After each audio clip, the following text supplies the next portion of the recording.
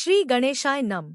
संकष्टी गणेश चतुर्थी व्रत करने से घर परिवार में आ रही विपदा दूर होती है।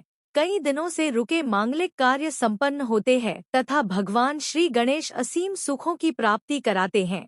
माह की किसी भी चतुर्थी के दिन भगवान श्री गणेश की पूजा के दौरान संकष्टी गणेश चतुर्थी व्रत की कथा पढ़ना अथवा सुनना जरूरी होता है। इससे संबंधित 4 कथाएं प्रचलित हैं। पौराणिक एवं प्रचलित श्री गणेश कथा के अनुसार एक बार देवता कई विपदाओं में घिरे थे। तब वह मदद मांगने भगवान शिव के पास आए। उस समय शिव के साथ कार्तिकेय तथा गणेश जी भी बैठे थे। देवताओं की बात सुनकर शिव जी ने कार्तिकेय व गणेश जी से पूछा कि तुम में से कौन देवताओं के कष्टों का निवारण कर सकता है। तब कार्तिकेय व गणेश जी दोनों ने ही स्वयं को इस कार्य के लिए सक्षम बताया। इस पर भगवान शिव ने दोनों की परीक्षा लेते हुए कहा कि तुम दोनों में से जो सबसे पहले पृथ्वी की परिक्रमा करके आएगा वही देवताओं की मदद करने जाएगा। भगवान शिव के मुख से यह वचन सुनते ही कार्तिकेय अपने वाहन मोर पर बैठकर पृथ्वी की परिक्रमा के लिए निकल गए। परंतु गणेश जी सोच में पड़ गए कि वह चूहे के ऊपर चढ़कर सारी पृथ्वी की परिक्रमा करेंगे तो इस कार्य में उन्हें बहुत समय लग जाएगा। तभी उन्हें एक उपाय सूझा।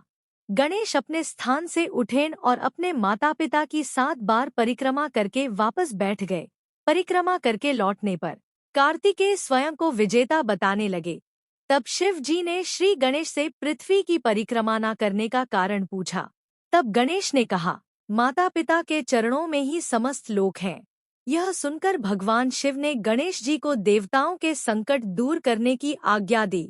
इस प्रकार भगवान शिव ने गणेश जी को आशीर्वाद दिया कि चतुर्थी के दिन जो तुम्हारा पूजन करेगा और रात्रि में चंद्रमा को अर्घ्य देगा उसके तीनों ताप यानी दैहिक ताप, दैविक ताप तथा भौतिक ताप दूर होंगे। इस व्रत को करने से व्रतधारी के सभी तरह के दुख दूर होंगे और उसे जीवन के भौतिक सुखों की प्राप्ति होगी। चारों तरफ से मनुष्य की सुख समृद्धि बढ़ेगी। पुत्र पौत्रादि धनैश्वर्य की कमी नहीं रहेगी। गणेश चतुर्थी व्रत की दूसरी कथा। एक समय की बात है, राजा हरिश्चंद्र के राज्य में एक कुम्हार था। वह मिट्टी के बर्तन बनाता, लेकिन वे कच्चे रह जाते थे।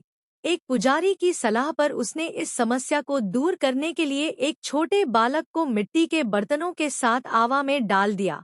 उस दिन संकष्टी चतुर्थी का दिन था। उस बच्चे की माँ अपने बेटे के लिए परेशान थी। उसने गणेश जी से बेटे की कुशलता की प्रार्थना की।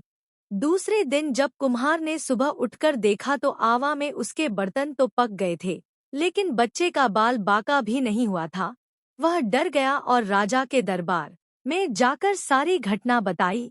इसके बाद राजा ने उस बच्चे और उसकी माँ को बुलवाया तो माँ ने सभी तरह के विघ्न को दूर करने वाली संकष्टी चतुर्थी का वर्णन किया।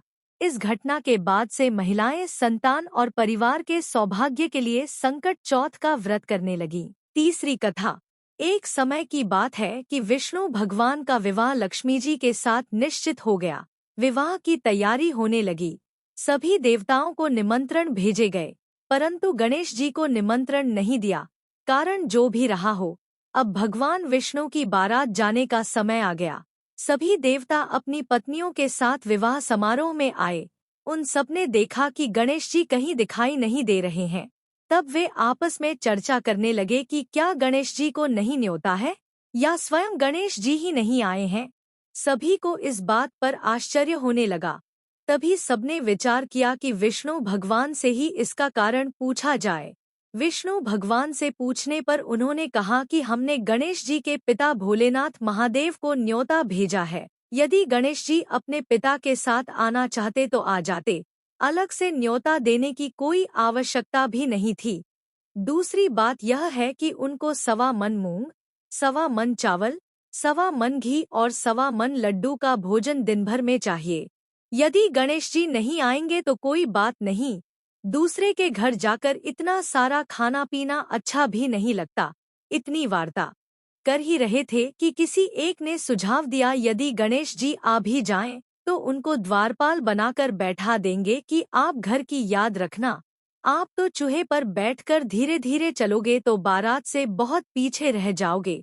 यह सुझाव भी सबको पसंद आ गया, तो विष्णु भगवान ने भी अपनी सहमति दे दी। होना क्या था कि इतने में गणेश जी वहां आ पहुंचे और उन्हें समझा बुझाकर घर की रखवाली करने बैठा दिया। बारात चल दी। तब नारद जी ने देखा कि गणेश जी तो दरवाजे पर ही बैठे हुए हैं। तो वे गणेश जी के पास गए और रुकने का कारण पूछा। गणेश जी कहने लगे कि विष्णु भगवान ने मेरा बहुत अपमान किया है। नारद जी ने कहा कि आप अपनी मूषक सेना को आगे भेज दें, तो वह रास्ता खोद देगी जिससे उनके वाहन धरती में धंस जाएंगे। तब आपको सम्मानपूर्वक बुलाना पड़ेगा। अब तो गणेश जी ने अपनी मूषक सेना जल्दी से आगे भेज दी और सेना ने जमीन पोली कर दी। जब बारात वहां से निकली तो रथों के पहिए धरती में धंस गए। लाख कोशिश करें, परंतु पहिए नहीं निकले। सभी ने अपने अपने उपाय किए, परंतु पहिए तो नहीं निकले, बल्कि जगह जगह से टूट गए। किसी की समझ में नहीं आ रहा था कि अब क्या किया जाए। तब तो नारद जी ने कहा, आप लोगों ने गणेश जी का अपमान करके अच्छा नहीं किया। यदि उन्हें मनाकर लाया जाए तो आपका कार्य सिद्ध हो सकता है और यह संकट टल सकता है। शंकर भगवान ने अपने दूत नंदी को भेजा और वे गणेश जी को लेकर आए। गणेश जी का आदर सम्मान के साथ पूजन किया। तब कहीं रथ के पहिए निकले। अब रथ के पहिए निकल को गए, परंतु वे टूट फूट गए। तो उन्हें सुधारे कौन? पास के खेत में खाती काम कर रहा था, उसे बुलाया गया। खाती अपना कार्य करने के पहले श्री गणेशाय नमः कहकर गणेश जी की वंदना मन ही मन करने लगा। देखते ही देखते खाती ने सभी पहियों को ठीक कर दिया। तब खाती कहने लगा कि हे देवताओं, आपने सर्वप्रथम गणेश जी को नहीं मनाया होगा और न ही उनकी पूजन की होगी, इसीलिए तो आपके साथ यह संकट आया है। हम तो मूर्ख अज्ञानी हैं, फिर भी पहले गणेश जी को पूजते हैं, उनका ध्यान करते हैं। आप लोग तो देवतागण हैं, फिर भी आप गणेश जी को कैसे भूल गए? अब आप लोग भगवान श्री गणेश जी की जय बोलकर जाएं, तो आपके सब काम बन जाएंगे और कोई संकट भी नहीं आएगा। ऐसा कहते हुए बारात वहां से चल दी और विष्णु भगवान का लक्ष्मी जी के साथ विवाह संपन्न करा के सभी सकुशल घर लौट आए। हे गणेश जी महाराज, आपने विष्णु को जैसो कारज सारियो, ऐसो कारज सबको सिद्ध कर जो। बोलो गजानन भगवान की जय। श्री गणेश चतुर्थी व्रत की पौराणिक कथा के अनुसार एक बार भगवान शिव तथा माता पार्वती नर्मदा नदी के किनारे बैठे थे। वहां माता पार्वती ने भगवान शिव से समय व्यतीत करने के लिए चौपड़ खेलने को कहा।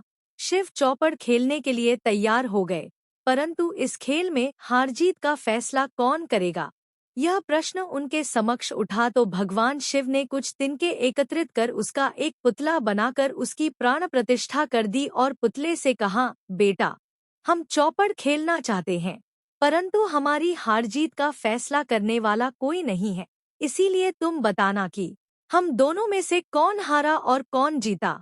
उसके बाद भगवान शिव और माता पार्वती का चौपड़ खेल शुरू हो गया। यह खेल 3 बार खेला गया और संयोग से तीनों बार माता पार्वती ही जीत गईं। खेल समाप्त होने के बाद बालक से हार जीत का फैसला करने के लिए कहा गया, तो उस बालक ने महादेव को विजय बताया। यह सुनकर माता पार्वती क्रोधित हो गईं और क्रोध में उन्होंने बालक को लंगड़ा होने, कीचड़ में पड़े रहने का श्राप दे दिया। बालक ने माता पार्वती से माफी मांगी और कहा कि यह मुझसे अज्ञानतावश ऐसा हुआ है, मैंने किसी द्वेष भाव में ऐसा नहीं किया। बालक द्वारा क्षमा मांगने पर माता ने कहा, यहाँ गणेश पूजन के लिए नागकन्याएं आएंगी, उनके कहे अनुसार तुम गणेश व्रत करो, ऐसा करने से तुम मुझे प्राप्त करोगे। यह कहकर माता पार्वती शिव के साथ कैलाश पर्वत पर चली गईं। 1 वर्ष के बाद उस स्थान पर नागकन्याएं आईं।